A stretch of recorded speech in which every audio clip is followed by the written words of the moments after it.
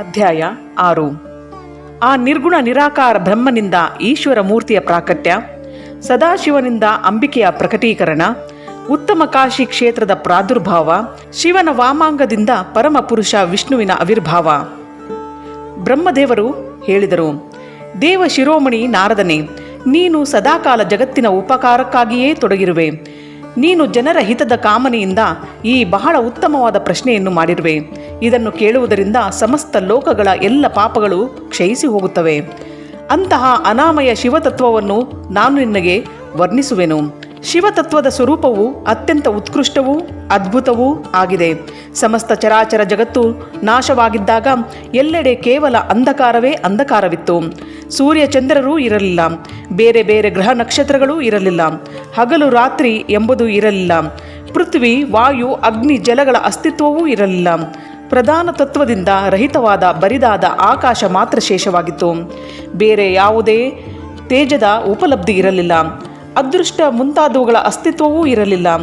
ಶಬ್ದ ಮತ್ತು ಸ್ಪರ್ಶಗಳು ಅಗಲಿ ಹೋಗಿದ್ದವು. ಗಂಧ ಮತ್ತು ರೂಪದ ಅಭಿವ್ಯಕ್ತಿಯೂ ಇರಲಿಲ್ಲ. ರಸವು ಅಭಾವವಾಗಿತ್ತು.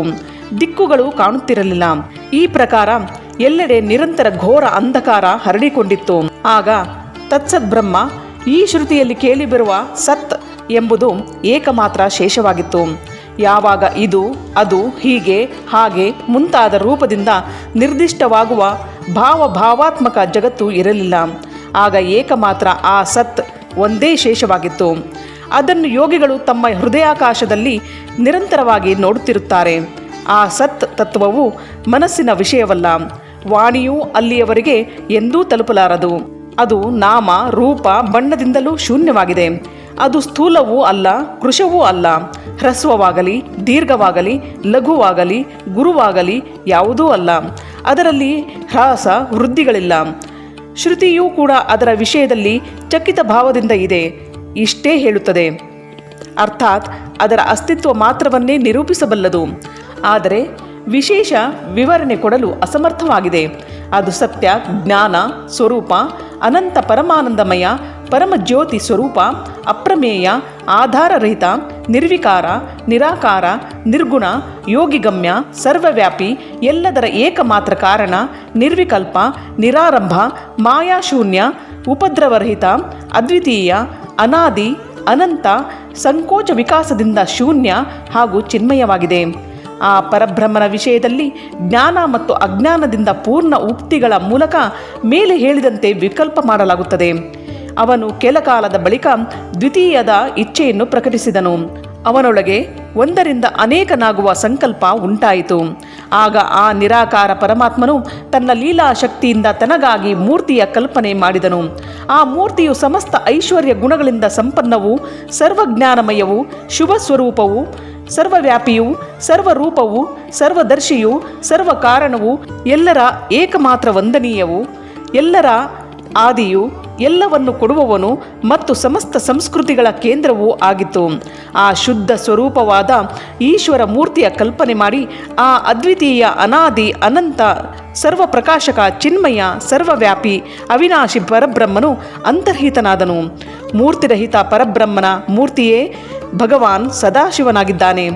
ಅರ್ವಾಚೀನ ಮತ್ತು ಪ್ರಾಚೀನ ವಿದ್ವಾಂಸರು ಅವನನ್ನೇ ಈಶ್ವರನೆಂದು ಹೇಳುವರು.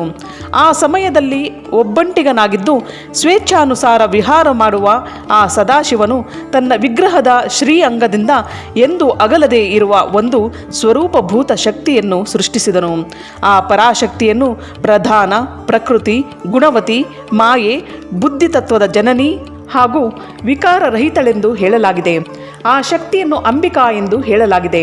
ಅವಳನ್ನೇ ಪ್ರಕೃತಿ, ಸರ್ವೇಶ್ವರಿ, ತ್ರಿದೇವ ಜನನಿ, ನಿತ್ಯ ಮತ್ತು ಮೂಲ ಕಾರಣಳು ಎಂದೂ ಹೇಳುವರು.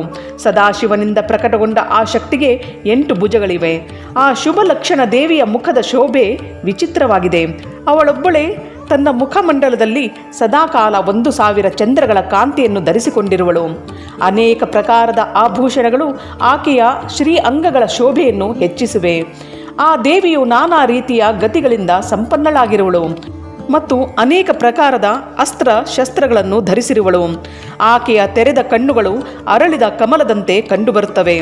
ಆಕೆಯು ಅಚಿಂತ್ಯ ತೇಜದಿಂದ ಬೆಳಗುತ್ತಿರುವಳು. ಅವಳು ಎಲ್ಲರ ಯೋನಿಯಾಗಿದ್ದು ಸದಾಕಾಲ ಉದ್ಯಮಶೀಲ ಆಗಿರುವಳು. ಏಕಾಕಿನಿಯಾಗಿದ್ದರೂ ಆ ಮಾಯೆ ಸಂಯೋಗವಶಾತ್ ಅನೇಕವಾಗುತ್ತಾಳೆ. ಆ ಸದಾಶಿವನನ್ನು ಪರಮಪುರುಷ ಈಶ್ವರ, ಶಿವ, ಶಂಭು ಮತ್ತು ಮಹೇಶ್ವರ ಎಂದು ಹೇಳುತ್ತಾರೆ. ಅವನು ತಲೆಯಲ್ಲಿ ಆಕಾಶ ಗಂಗೆಯನ್ನು ಧರಿಸಿರುವನು. ಬಾಲದಲ್ಲಿ ಚಂದ್ರನು ಶೋಭಿಸುತ್ತಿರುವನು. ಅವನಿಗೆ 5 ಮುಖಗಳಿದ್ದು ಪ್ರತಿಯೊಂದು ಮುಖದಲ್ಲಿಯೂ 3 ಕಣ್ಣುಗಳಿವೆ. ಅವನ ಚಿತ್ತವು ಸದಾ ಪ್ರಸನ್ನವಾಗಿರುತ್ತದೆ. ದಶಭುಜಗಳಿಂದ ಕೂಡಿದ ಅವನು ತ್ರಿಶೂಲವನ್ನು ಧರಿಸಿರುವನು. ಶ್ರೀ ಅಂಗದ ಪ್ರಭೆಯು ಕರ್ಪೂರದಂತೆ ಶ್ವೇತ ಗೌರವಾಗಿದೆ. ಸರ್ವಾಂಗದಲ್ಲಿ ಭಸ್ಮವನ್ನು ಲೇಪಿಸಿಕೊಂಡಿರುವನು. ಆ ಕಾಲರೂಪಿ ಶಕ್ತಿಯ ನಾಥ ಬ್ರಹ್ಮನು ಒಮ್ಮೆಗೆ ಶಿವಲೋಕ ಎಂಬ ಕ್ಷೇತ್ರವನ್ನು ನಿರ್ಮಿಸಿದನು.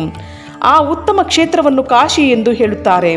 ಅದು ಎಲ್ಲದರ ಮೇಲೆ ವಿರಾಜಮಾನವಾಗಿದ್ದು ಪರಮ ನಿರ್ವಾಣ ಅಥವಾ ಮೋಕ್ಷದ ಸ್ಥಾನವಾಗಿದೆ. ಆ ಪರಮಾನಂದ ಸ್ವರೂಪನು ಪ್ರಿಯತಮ ರೂಪ, ಶಕ್ತಿ ಮತ್ತು ಶಿವ ಇವರು ಆ ಮನೋಹರ ಕ್ಷೇತ್ರದಲ್ಲಿ ನಿತ್ಯ ವಾಸಿಸುತ್ತಿರುವರು. ಶಿವ ಮತ್ತು ಶಿವೆಯರು ಪ್ರಳಯ ಕಾಲದಲ್ಲಿಯೂ ಆ ಕ್ಷೇತ್ರವನ್ನು ತನ್ನ ಸಾನ್ನಿಧ್ಯದಿಂದ ಮುಕ್ತವಾಗಿಸಲಿಲ್ಲ. ಆದ್ದರಿಂದ ವಿದ್ವಾಂಸರು ಅದನ್ನು ಅವಿಮುಕ್ತ ಕ್ಷೇತ್ರ ಎಂದು ಹೇಳುತ್ತಾರೆ. ಆ ಕ್ಷೇತ್ರವು ಆನಂದದ ಹೇತುವಾಗಿದೆ. ಆದ್ದರಿಂದ ಪಿನಾಕಧಾರಿ ಶಿವನು ಮೊದಲೇ ಅದರ ಹೆಸರು ಆನಂದವನ ಎಂದು ಇಟ್ಟಿರುವನು. ಬಳಿಕ ಅದು ಅವಿಮುಕ್ತ ಎಂಬ ಹೆಸರಿನಿಂದ ಪ್ರಸಿದ್ಧವಾಯಿತು. ದೇವಋಷಿಯೇ, ಒಮ್ಮೆ ಆ ಆನಂದವನದಲ್ಲಿ ರಮಿಸುತ್ತಿರುವಾಗ ಶಿವ ಮತ್ತು ಶಿವೆಯ ಮನಸ್ಸಿನಲ್ಲಿ ಯಾರಾದರೂ ಇನ್ನೊಬ್ಬ ಪುರುಷನನ್ನು ಸೃಷ್ಟಿಸಿ ಆ ಸೃಷ್ಟಿಯ ಸಂಚಾಲನೆಯ ಭಾರವನ್ನು ಅವನಿಗೆ ಒಪ್ಪಿಸಿ ನಾವಿಬ್ಬರು ಕೇವಲ ಕಾಶಿಯಲ್ಲೇ ಇದ್ದು ಇಚ್ಛಾನುಸಾರವಾಗಿ ವಿಹರಿಸುತ್ತಾ ನಿರ್ವಾಣವನ್ನು ಧರಿಸಬೇಕೆಂಬ ಇಚ್ಛೆ ಉಂಟಾಯಿತು. ಆ ಪುರುಷನು ನಮ್ಮ ಅನುಗ್ರಹದಿಂದ ಸದಾಕಾಲ ಸೃಷ್ಟಿ ಮಾಡಲಿ, ಅದನ್ನು ಪಾಲಿಸಲಿ, ಕೊನೆಗೆ ಸಂಹಾರವೂ ಮಾಡಲಿ. ಈ ಚಿತ್ತವು ಒಂದು ಸಮುದ್ರದಂತೆ ಇದೆ. ಅದರಲ್ಲಿ ಚಿಂತೆಯ ಉತ್ತಾಲ ತರಂಗಗಳು ಏಳುತ್ತಾ ಚಂಚಲವಾಗಿಸುತ್ತಾ ಇರುತ್ತದೆ. ಇದರಲ್ಲಿ ಸತ್ವಗುಣ ರೂಪಿ ರತ್ನಗಳು, ತಮೋಗುಣ ರೂಪಿ ಮೊಸಳೆಗಳು, ರಜೋಗುಣ ರೂಪಿ ಹವಳಗಳು ತುಂಬಿರುತ್ತವೆ. ಈ ವಿಶಾಲ ಚಿತ್ತ ಸಮುದ್ರವನ್ನು ಸಂಕುಚಿತಗೊಳಿಸಿ ನಾವಿಬ್ಬರೂ ಆ ಪುರುಷನ ಪ್ರಸಾದದಿಂದ ಆನಂದ ಕಾನನದಲ್ಲಿ ಸುಖವಾಗಿ ವಾಸಿಸುವ. ಈ ಆನಂದವನ ಸ್ಥಾನದಲ್ಲಿ ನಮ್ಮ ಮನೋವೃತ್ತಿಗಳನ್ನು ಎಲ್ಲ ಕಡೆಗಳಿಂದ ಸಂಕುಚಿತಗೊಂಡು ಇದರಲ್ಲೇ ತೊಡಗಿರುತ್ತದೆ. ಇದರ ಹೊರಗಿನ ಜಗತ್ತು ಚಿಂತೆಯಿಂದ ಆತುರವಾಗಿದೆ. ಹೀಗೆ ನಿಶ್ಚಯಿಸಿ ಶಕ್ತಿ ಸಹಿತ ಸರ್ವವ್ಯಾಪಿ ಪರಮೇಶ್ವರ ಶಿವನು ತನ್ನ ವಾಮಭಾಗದ 10ನೆಯ ಅಂಗವನ್ನು ಅಮೃತದಿಂದ ತಿಕ್ಕಿದನು. ಆಗ ಆ ಅಂಗದಿಂದ ಓರ್ವ ಪುರುಷನು ಪ್ರಕಟನಾದನು.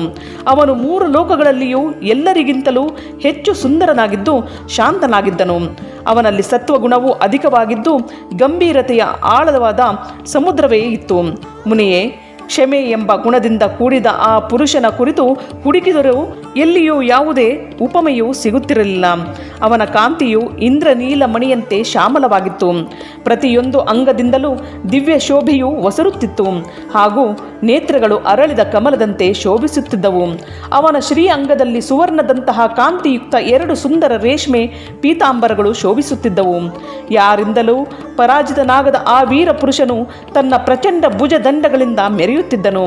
ಬಳಿಕ ಆ ಪುರುಷನು ಪರಮೇಶ್ವರ ಶಿವನಿಗೆ ಪ್ರಣಾಮ ಮಾಡಿ, ಸ್ವಾಮಿ, ನನಗೆ ಹೆಸರನ್ನು ನಿಶ್ಚಯಿಸಿ ನನ್ನ ಕೆಲಸವನ್ನು ತಿಳಿಸು ಎಂದು ಪ್ರಾರ್ಥಿಸಿಕೊಂಡನು. ಅವನ ಮಾತನ್ನು ಕೇಳಿ ಮಹೇಶ್ವರ ಭಗವಾನ್ ಶಂಕರನು ನಗುತ್ತಾ ಮೇಘ ಗಂಭೀರವಾಣಿಯಿಂದ ಇಂತೆಂದನು.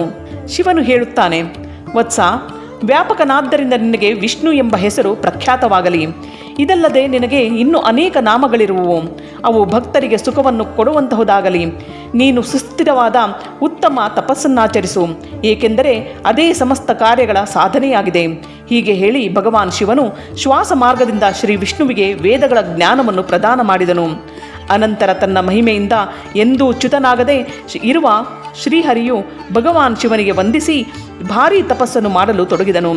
ಶಕ್ತಿ ಸಹಿತ ಪರಮೇಶ್ವರ ಶಿವನು ಕೂಡ ಪಾರ್ಷದರೊಂದಿಗೆ ಅಲ್ಲಿಂದ ಅದೃಶ್ಯನಾದನು. ಭಗವಾನ್ ವಿಷ್ಣುವು ದೀರ್ಘಕಾಲದವರೆಗೆ ಕಠಿಣವಾದ ತಪಸ್ಸನ್ನು ಮಾಡಿದನು. ತಪಸ್ಸಿನ ಪರಿಶ್ರಮದಿಂದ ಭಗವಾನ್ ವಿಷ್ಣುವಿನ ಅಂಗಗಳಿಂದ ನಾನಾ ರೀತಿಯ ಜಲಧಾರೆಗಳು ಹೊರಟವು. ಇದೆಲ್ಲವೂ ಭಗವಾನ್ ಶಿವನ ಮಾಯೆಯಿಂದಲೇ ಸಂಭವಿಸಿತು. ಮಹಾಮುನಿಯೇ, ಆ ಜಲದಿಂದ ಬರಿದಾದ ಆಕಾಶವು ತುಂಬಿ ಹೋಯಿತು. ಆ ಬ್ರಹ್ಮರೂಪಿ ಜಲವು ತನ್ನ ಸ್ಪರ್ಶ ಮಾತ್ರದಿಂದ ಎಲ್ಲ ಪಾಪಗಳನ್ನು ನಾಶ ಮಾಡುವುದೆಂದು ಸಿದ್ಧವಾಯಿತು. ಆಗ ಬಳಲಿದ ಪರಮ ಪುರುಷ ವಿಷ್ಣುವು ಅದೇ ಜಲದಲ್ಲಿ ಶಯನ ಮಾಡಿದನು. ಅವನು ದೀರ್ಘಕಾಲದವರೆಗೆ ಅಲ್ಲೇ ಪ್ರಸನ್ನತೆಯೊಂದಿಗೆ ಇದ್ದುಬಿಟ್ಟನು. ನಾರ ಅರ್ಥಾತ್ ಜಲದಲ್ಲಿ ಶಯನ ಮಾಡುವುದರಿಂದಲೇ ಅವನಿಗೆ ನಾರಾಯಣ ಎಂಬ ಶ್ರುತಿ ಸಮ್ಮತ ಹೆಸರು ಪ್ರಸಿದ್ಧವಾಯಿತು. ಆ ಸಮಯದಲ್ಲಿ ಆ ಪರಮ ಪುರುಷ ನಾರಾಯಣನಲ್ಲದೆ ಇನ್ನೊಂದು ಯಾವುದೇ ಪ್ರಾಕೃತ ವಸ್ತುವು ಇರಲಿಲ್ಲ. ಅನಂತರವೇ ಆ ಮಹಾತ್ಮ ನಾರಾಯಣನಿಂದ ಸಮಯಕ್ಕನುಸಾರವಾಗಿ ಎಲ್ಲ ತತ್ವಗಳು ಪ್ರಕಟವಾದುವು. ಮಹಾಮತಿಯೇ, ನಾನು ಆ ತತ್ವಗಳ ಉತ್ಪತ್ತಿಯ ಪ್ರಕಾರವನ್ನು ಹೇಳುವೆನು, ಕೇಳು. ಪ್ರಕೃತಿಯಿಂದ ಮಹಾತತ್ವವು ಪ್ರಕಟವಾಯಿತು. ಮಹಾತತ್ವದಿಂದ 3 ಗುಣಗಳು, ಆ ಗುಣಗಳ ಭೇದದಿಂದಲೇ ತ್ರಿವಿಧ ಅಹಂಕಾರದ ಉತ್ಪತ್ತಿಯಾಯಿತು. ಅಹಂಕಾರದಿಂದ ಪಂಚತನ್ಮಾತ್ರೆಗಳಾದವು. ಆ ಪಂಚತನ್ಮಾತ್ರೆಗಳಿಂದ ಪಂಚಭೂತಗಳು ಪ್ರಕಟಗೊಂಡವು. ಆಗಲೇ ಜ್ಞಾನೇಂದ್ರಿಯಗಳು ಮತ್ತು ಕರ್ಮೇಂದ್ರಿಯಗಳು ಪ್ರಾದುರ್ಭವಿಸಿದವು. ಮುನಿಶ್ರೇಷ್ಠನೇ, ಈ ಪ್ರಕಾರವಾಗಿ ತತ್ವಗಳ ಸಂಖ್ಯೆಯನ್ನು ನಿನಗೆ ತಿಳಿಸಿರುವೆನು. ಇವುಗಳಲ್ಲಿ ಪುರುಷನನ್ನು ಬಿಟ್ಟು ಉಳಿದ ಎಲ್ಲ ತತ್ವಗಳು ಪ್ರಕೃತಿಯಿಂದ ಪ್ರಕಟವಾಗಿದೆ. ಆದ್ದರಿಂದ ಇವೆಲ್ಲವೂ ಜಡವಾಗಿದೆ. ತತ್ವಗಳ ಸಂಖ್ಯೆಯು 24 ಆಗಿದೆ. ಆಗ ಏಕಾಕಾರವಾದ 24 ತತ್ವಗಳನ್ನು ಧರಿಸಿಕೊಂಡು ಆ ಪರಮ ಪುರುಷ ಭಗವಾನ್ ನಾರಾಯಣನು ಶಿವನ ಇಚ್ಛೆಯಿಂದ ಬ್ರಹ್ಮರೂಪಿ ಜಲದಲ್ಲಿ ಮಲಗಿಬಿಟ್ಟನು. ಇಲ್ಲಿಗೆ ಅಧ್ಯಾಯ 6 ಸಂಪೂರ್ಣವಾಯಿತು.